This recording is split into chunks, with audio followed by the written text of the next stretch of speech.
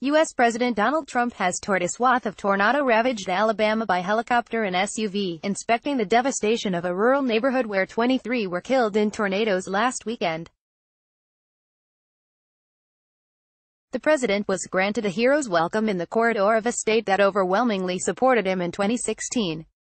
Inside a Baptist church, the president autographed at least 2 Bibles for an adoring horde of volunteers, who were packed 8 deep around tables of recovery supplies. Thousands waved and cheered along the roadways, some paved and some not, with nary a protester in sight. Crowds greeted him in a wrecked neighborhood with MAGA, or Make America Great Again, signs, Trump chants, and a mannequin decorated with Trump merchandise outside a crushed home. The president was granted a hero's welcome. "I'd vote for him again," said Ada Ingram, a local resident, in the annex of Providence Baptist Church serving as a shelter. She said proudly that Trump had signed Bibles belonging to her sister and a 12-year-old volunteer, who drew uproarious cheers when he posed for a picture with Trump. She called the president a godsend. Read more.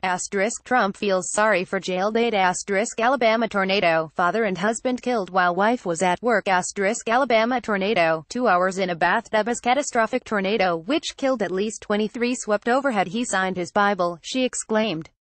The president and First Lady visited a row of crosses erected in honor of storm victims.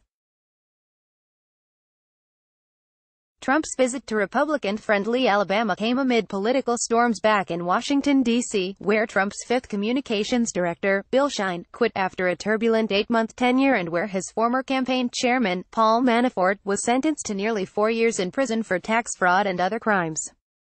Speaking to reporters on the White House lawn before leaving for Alabama and, later, his Mar-a-Lago estate in Florida, Trump falsely asserted that the Manafort sentencing proved there was no collusion between his campaign and Russia in 2016, an area of inquiry that was not a part of the case.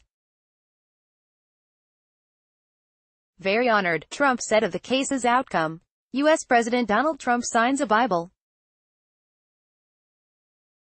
Trump also posted at least 8 tweets attacking probes of him Friday amid his Alabama tornado visit, including an attack on former Alabama Senator Jeff Sessions, his first attorney general.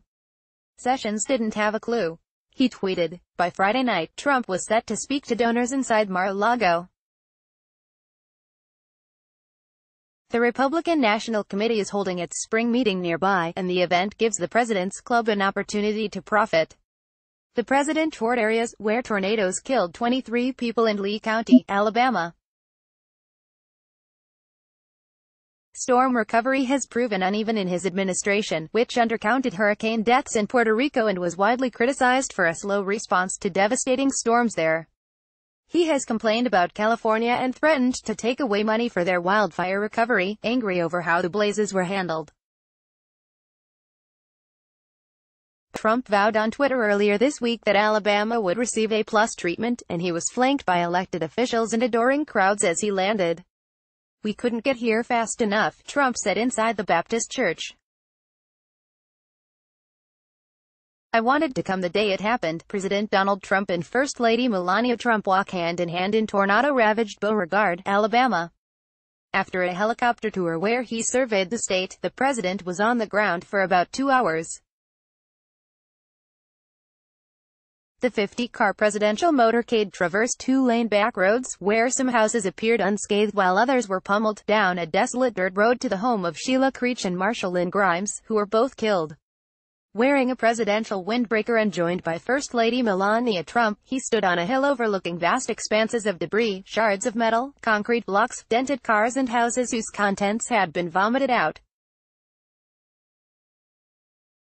President Trump was presented with Grimes' dirty motorcycle jacket found in the cleanup. Grimes was well regarded in the community and was part of a motorcycling club, said Michelle Keyes, the owner and editor of the Opelika Observer, a local weekly newspaper. The family stood in AV around Trump and lavished praise on the president before asking to hug him. He embraced each member for several seconds, as aides pushed cabinet secretaries out the way so the White House photographer could get an unobstructed view.